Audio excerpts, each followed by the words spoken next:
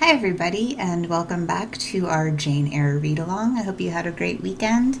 If you'll remember where we left off at the first half of chapter 14 on Friday, you might remember that Jane and Mr. Rochester were having a conversation, and Adele and Mrs. Fairfax were in the room too, but they were sort of off to the side. So today we will continue the conversation between Jane and Mr. Rochester.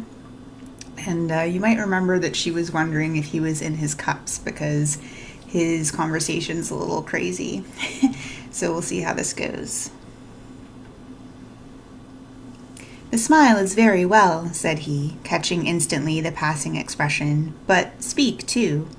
I was thinking, sir, that very few masters would trouble themselves to inquire whether or not their paid subordinates were piqued and hurt by their orders."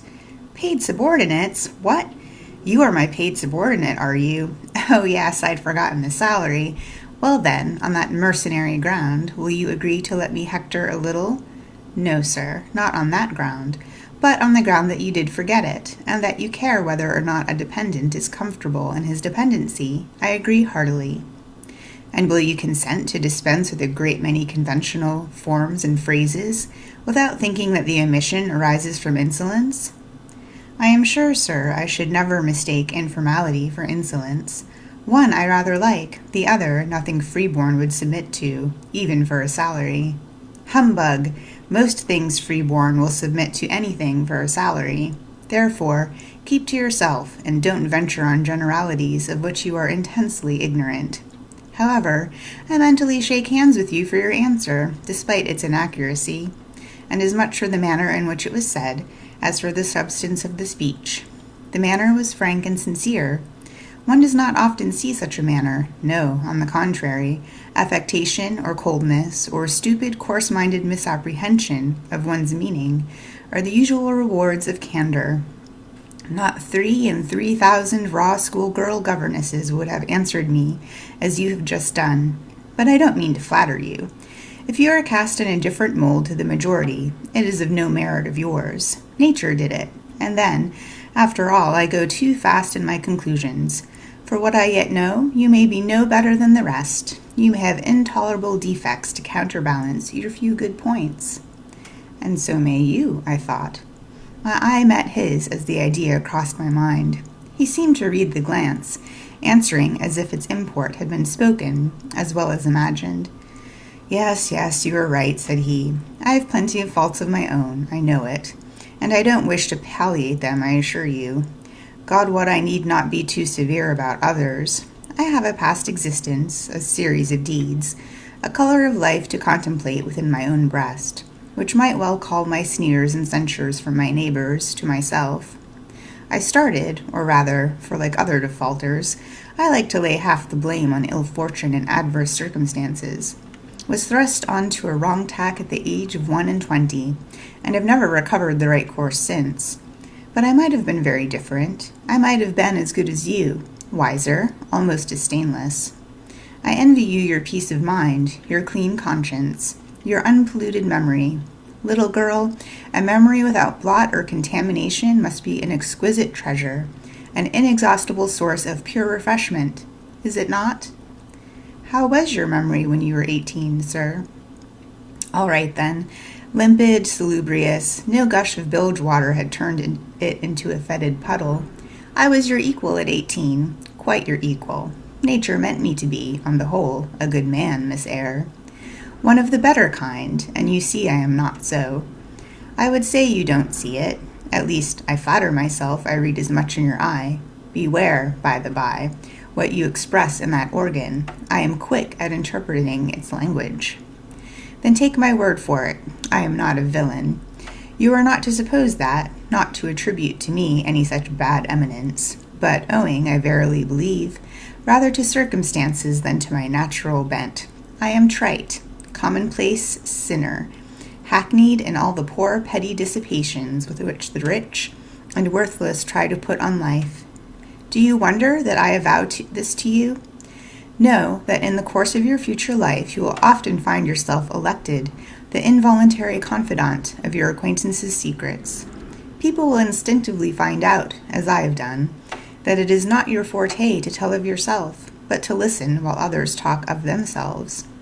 They will feel, too, that you listen with no malevolent scorn of their indiscretion, but with a kind of innate sympathy, not the less comforting and encouraging, because it is very unobtrusive in its manifestations. How do you know? How can you guess all this, sir? I know it well. Therefore, I proceed almost as freely as if I were writing my thoughts in a diary. You would say, I should have been superior to circumstances. So I should. But you see, I was not. When fate wronged me, I had not the wisdom to remain cool. I turned desperate. Then I degenerated. Now, when any vicious simpleton excites my disgust by his paltry ribaldry, I cannot flatter myself that I am better than he. I am forced to confess that he and I are on the level. I wish I had stood firm. God knows I do. Dread remorse when you are tempted to err, Miss Eyre. Remorse is the poison of life. Repentance is said to be its cure, sir. It is not its cure. Reformation may be its cure. And I could reform. I have strength yet for that. If but where is the use of thinking of it hampered, burdened, cursed as I am? Besides, since happiness is irrevocably denied me, I have a right to get pleasure out of my life, and I will get it, cost what it may. Then you will degenerate still more, sir. Possibly. Yet why should I, if I can get sweet, fresh pleasure? And I may get it as sweet and fresh as the wild honey the bee gathers on the moor. It will sting. It will taste bitter, sir. How do you know? You never tried it. How very serious, how very solemn you look, and you are as ignorant of the matter as this cameo head, taking one from the mantelpiece. You have no right to preach to me, you neophyte, that you have not passed the porch of life and are absolutely unacquainted with its mysteries. I only remind you of your own words, sir. You said error brought remorse, and you pronounced remorse the poison of existence. And who talks of error now? I scarcely think the notion that flittered across my brain was an error.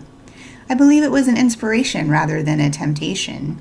It was very genial, very soothing, I know that. Here it comes again. It is no devil, I assure you. Or, if it be, it has put on the robes of an angel of light. I think I must admit so fair a guest when it asks entrance to my heart. Distrust it, sir. It is not a true angel. Once more, how do you know? By what instinct do you pretend to distinguish between a fallen seraph of the abyss and a messenger from the eternal throne, between a guide and a seducer? I judged by your countenance, sir, which was troubled when you said the suggestion had returned upon you. I feel sure it will work you more misery if you listen to it. Not at all. It bears the most gracious message in the world. For the rest, you are not my conscience keeper, so don't make yourself uneasy. Here, come in, bonny wanderer. He said this as if he spoke to a vision, viewless to any eye but his own. Then, folding his arms, which he half extended, on his chest, he seemed to enclose in their embrace the invisible being. Now, he continued again, addressing me, I have received the pilgrim, a disguised deity, as I verily believe. Already it has done me good. My heart was a sort of charnel. It will now be a shrine. You speak the truth, sir. I don't understand you at all. I cannot keep up the conversation because it has gone out of my depth. Only one thing I know. You said you were not as good as you should like to be, and that you regretted your own imperfection. One thing I can comprehend. You intimated that to have a sullied memory was a perpetual bane. It seems to me that if you tried hard, you would in time find it possible to become what you yourself would approve, and that if from this day you began with resolution to correct your thoughts and actions, you would in a few years have laid up a new and stainless store of recollections, to which you might revert with pleasure. Justly thought, rightly said, Miss Eyre, and at this moment I am paving hell with energy. Sir, I am laying down good intentions, which I believe durable as flint. Certainly, my associates and pursuits shall be other than they have been. And better? And better. So much better as pure ore is than foul dross. You seem to doubt me. I don't doubt myself. I know what my aim is, what my motives are, and at this moment I pass a law, unalterable as that of the Medes and Persians, that both are right. They cannot be, sir, if they require a new statute to legalize them. They are, Miss Eyre, though they absurdly require a new statute. Unheard of combinations of circumstances demand unheard of rules. That sounds a dangerous maxim, sir, because one can see at once that it is liable to abuse. Conscientious sage, so it is, but I swear by my household gods not to abuse it. You are human and fallible. I am, so are you. What then? The human and fallible should not arrogate a power which the divine and perfect alone can be safely entrusted. What power?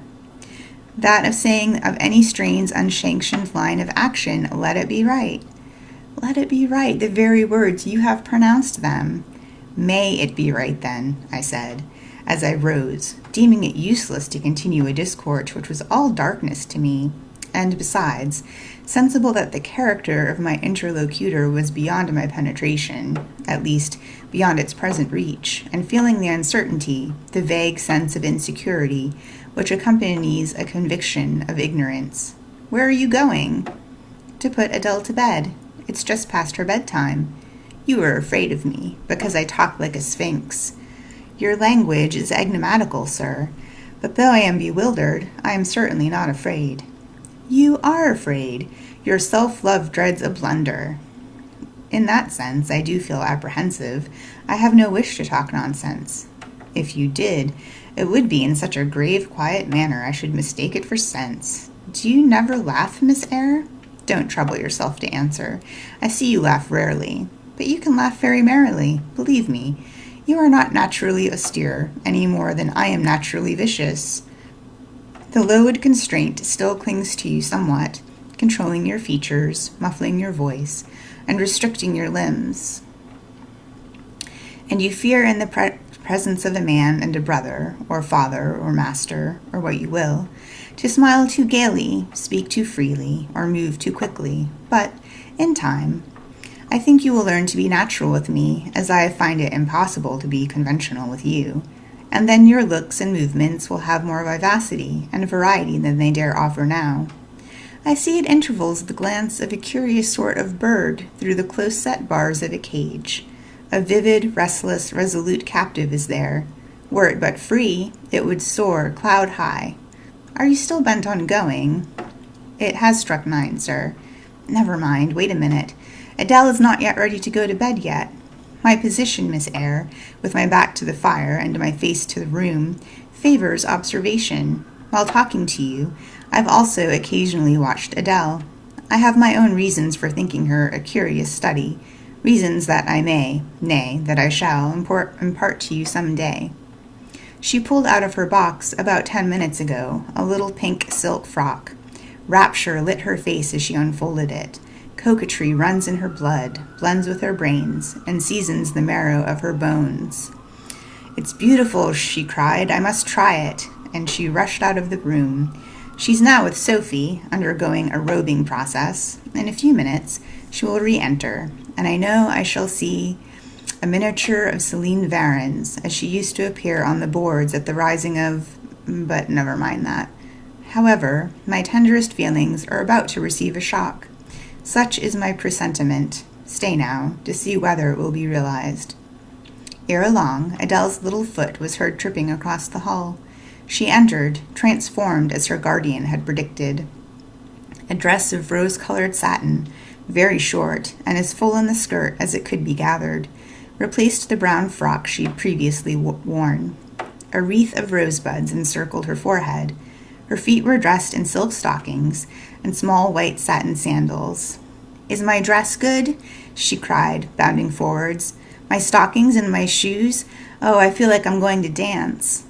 And spreading out her dress, she sashayed across the room till, having reached Mr. Rochester, she wheeled lightly round him, before, on tiptoe, dropping to one knee at his feet, exclaiming, "Monsieur, thank you. Isn't this how my mother used to thank you?" "Precisely," was the answer, and she charmed my English gold out of my British breeches pocket. I have been green too, Mrs. Eyre. Aye, grass green, not a more vernal tint freshness you now than once freshened me.